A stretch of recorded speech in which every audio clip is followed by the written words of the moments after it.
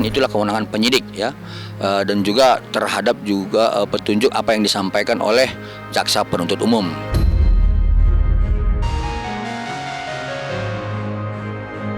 Tergantung pembuktiannya dong. Apakah semua saksi ahli barang buktinya sudah lengkap atau tidak. Dan kalau kemudian jaksa penuntut umum dalam hal ini sudah merasa cukup dan P21, ya mungkin tidak ada penahanan perpanjangan ya, seperti itu.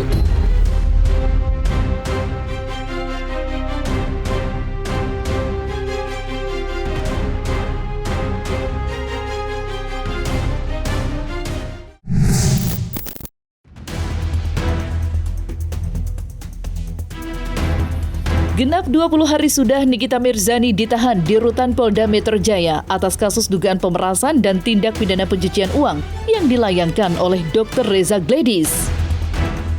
Namun hingga detik ini nasib masa depan perkara Nikita masih diselimuti kabut gelap ketidakpastian. Mungkinkah masa penahanan Nikita akan diperpanjang?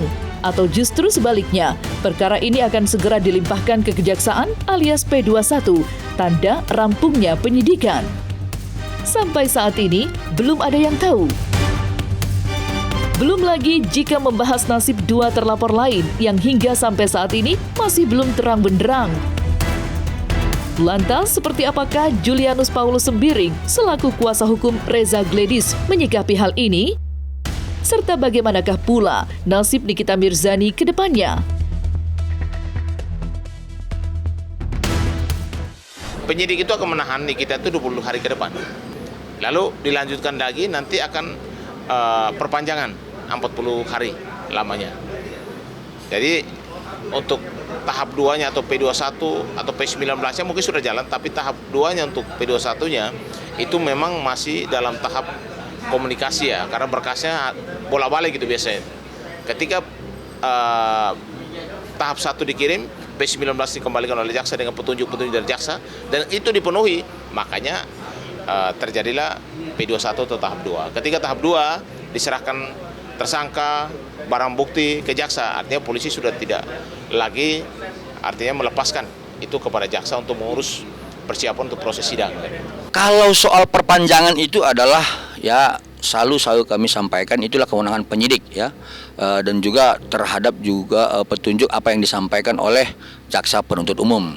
Dan kalau kemudian jaksa penuntut umum dalam hal ini sudah merasa cukup dan P21, ya mungkin tidak ada penahanan perpanjangan ya, seperti itu. Tapi kalau misalkan petunjuknya masih ada dan sebagainya dipenuhi oleh penyidik, mungkin ada perpanjangan, seperti itu dia. Tergantung pembuktiannya dong. Apakah semua saksi ahli barang buktinya sudah lengkap atau tidak. Karena jaksa itu menerima satu berkas atau menerima misalnya P21 tahap 2, itu semuanya sudah lengkap sesuai petunjuk mereka juga. Kalau masih kurang, misalnya barang bukti atau alat bukti yang masih kurang atau pemeriksaan saksi masih kurang atau tersangka, mereka akan minta petunjuk, memberikan petunjuk kepada kepolisian untuk melengkapi itu berkas. Kami tetap berharap ya, bahwa peristiwa hukum antara tanggal 27 Oktober, 13 November, 14 November, dan 27 November itu harus dikaitkan. Ya, artinya kami tetap berpendapat itu sebenarnya tidak boleh hanya dua tersangka ya. Itu pendapat saya ya sebagai seorang advokat ya. Dalam hal ini untuk mempertahankan kepentingan dan hak klien kami. Itu diatur dalam undang-undang advokat dan dituangkan dalam surat kuasa. Jadi tolonglah sekali lagi jangan berlebihan. Jangan berlebihan. Keinginan kalian kan sudah harusnya saya juga apresiasi lah gitu ya. Para senior saya di sebelah sana itu berhasil. Se-Indonesia mungkin sedunia tahu bahwa orang yang dianggap kebal hukum seperti Nikita Mirzani sudah kalian bisa masukin gitu loh. Ya. Jadi mau apa lagi?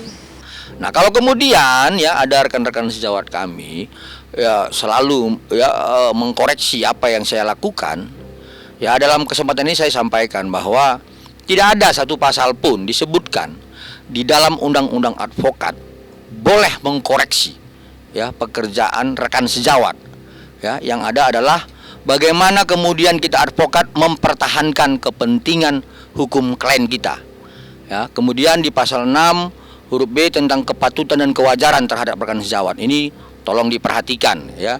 Kalau saya tetap berpendapat dan tetap bekerja sebagaimana profesi advokat untuk kemudian memperjuangkan hak-hak klien kami.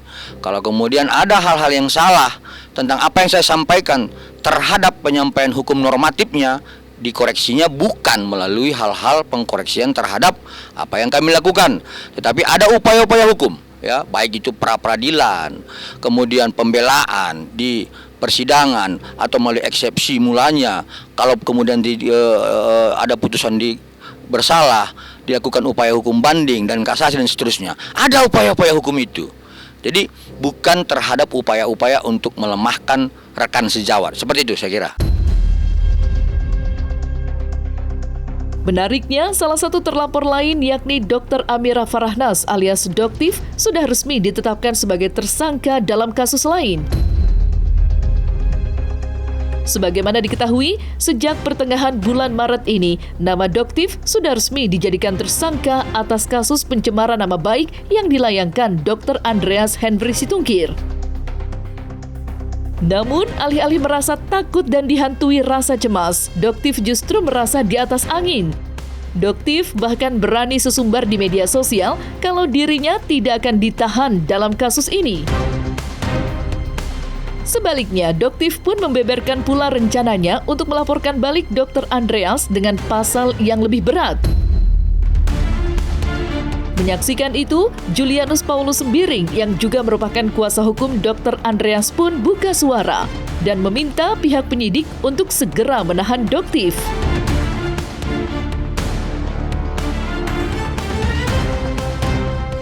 Sebenarnya perlu kami sampaikan bahwa penyidik itu menetapkan seseorang itu menjadi tersangka sudah pasti mengantongi bukti permulaan yang cukup. Ya, dalam hal inilah minimal 2 alat bukti.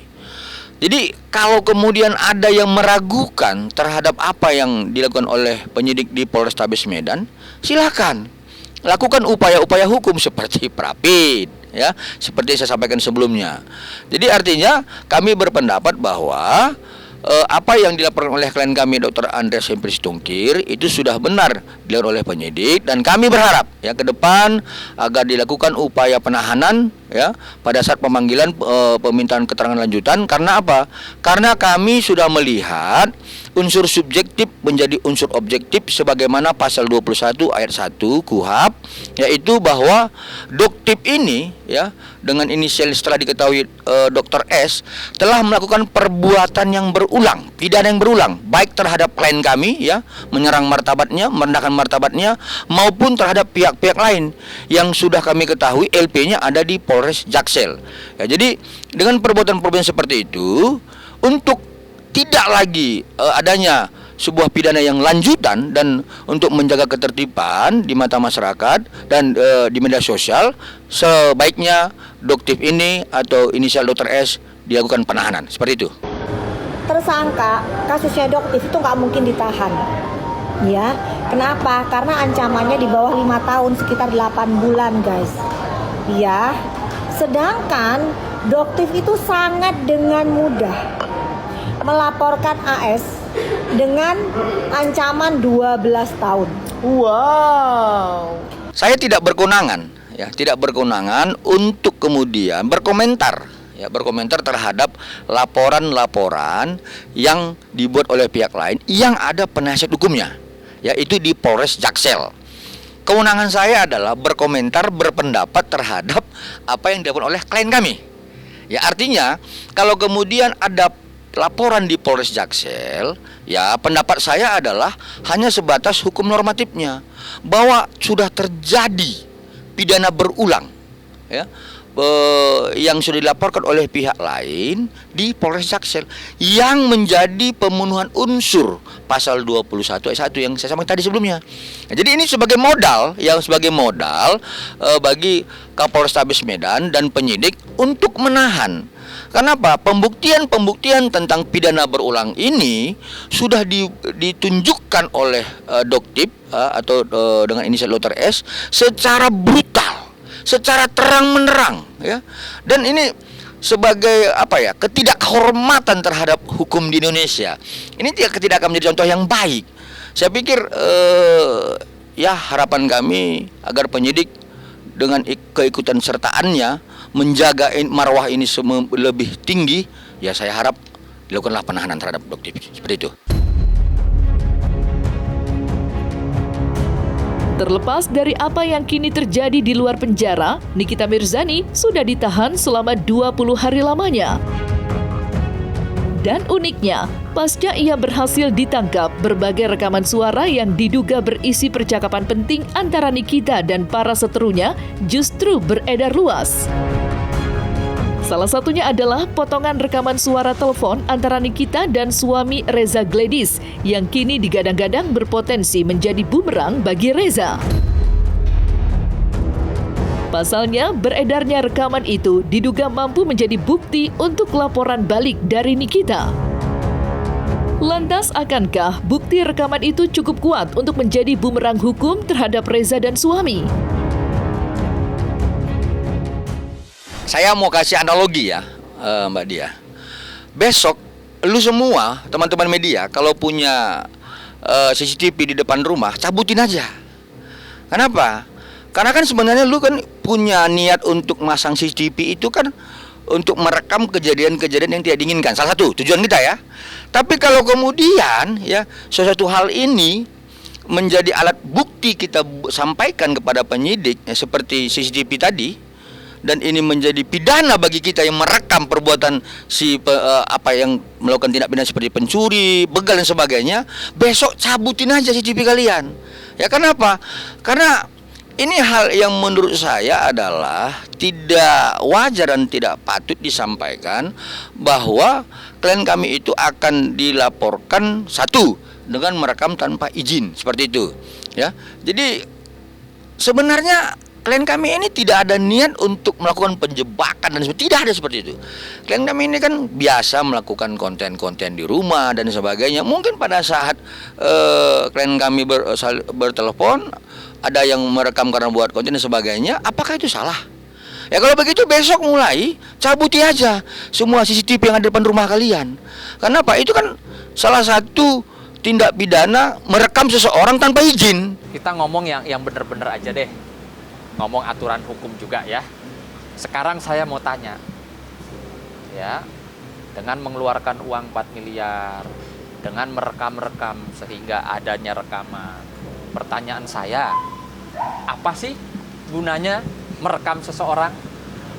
Kalian tahu nggak kalau merekam-rekam orang tanpa hak, tanpa izin, dan kalian itu bukan institusi, ya, bukan KPK, bukan kejaksaan, bukan pihak kepolisian, atau pihak-pihak instansi yang berwenang, itu kalian juga ada pasalnya loh. Kalau ada penyebaran ya oleh seseorang, entah siapapun itu, saya nggak tahu ya. Yang pasti itu bukan kami, ya, bukan kami terhadap rekaman itu. Ya saya pikir dilaporkan aja kalau ada unsur pidananya. Kenapa? Karena kalau kita menyampaikan itu terus ke dalam media sosial, kemudian menyampaikan pada kesempatan-kesempatan yang saya rasa bukan merupakan wilayah hukum, ini akan menciptakan huru-hara yang lebih tinggi. Ya kalau memang ada pidananya unsurnya, laporkan supaya ini selesai gitu. Kasihan loh, netizen ini mendapatkan edukasi-edukasi yang sesat jadinya begitu. Jadi KUHP ini mau diapai, KUHP ini mau diapai, Lex spesialis mau diapai. Mereka ini bingung, yang nggak belajar hukum ini kan bingung. Ya, jadi kalau memang ada kita menduga unsur-unsur pidana, laporkan. Jadi jangan didiamkan atau diribut-ributin di media sosial. Saya pikir demikian.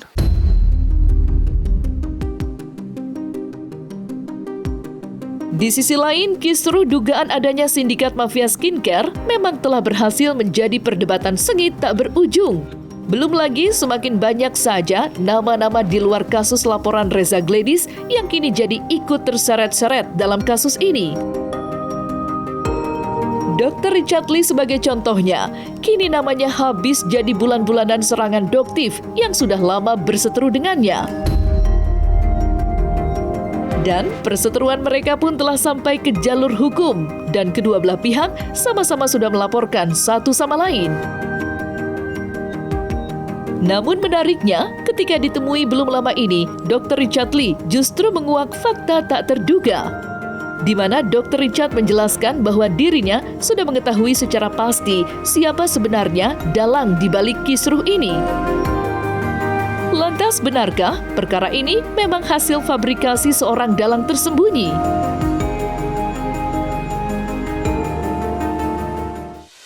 Sekali lagi tentang perang skincare ini, aku tahu banyak sih. Bahkan aku tahu Siapa dalangnya?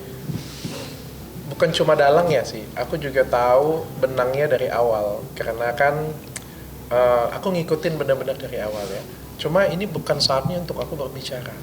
Ketika aku berbicara sekarang, untuk apa? Ketika masih banyak yang nggak percaya, masih banyak yang bisa tergiring opini, menurutku itu belum bijaksana ya.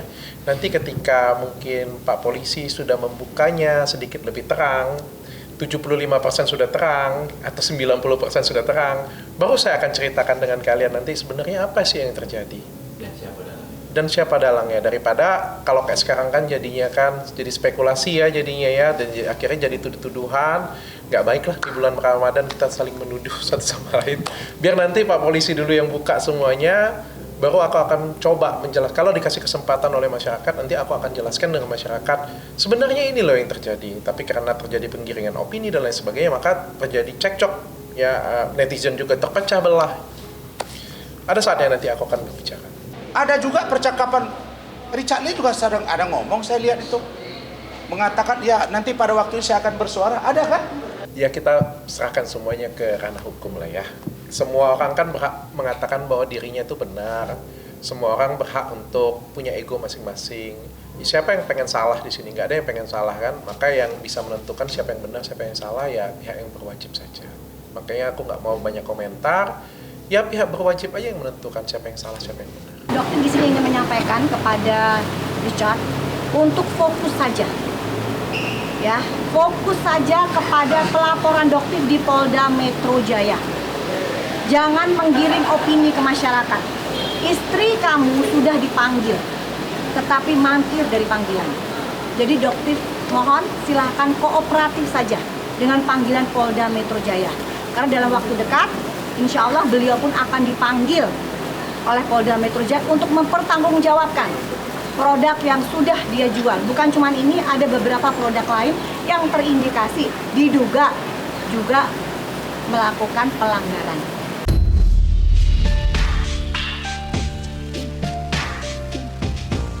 Nah, selesai sudah Cumi Lovers. Jangan lupa untuk like, subscribe, dan juga share channel YouTube Cumi Cumi.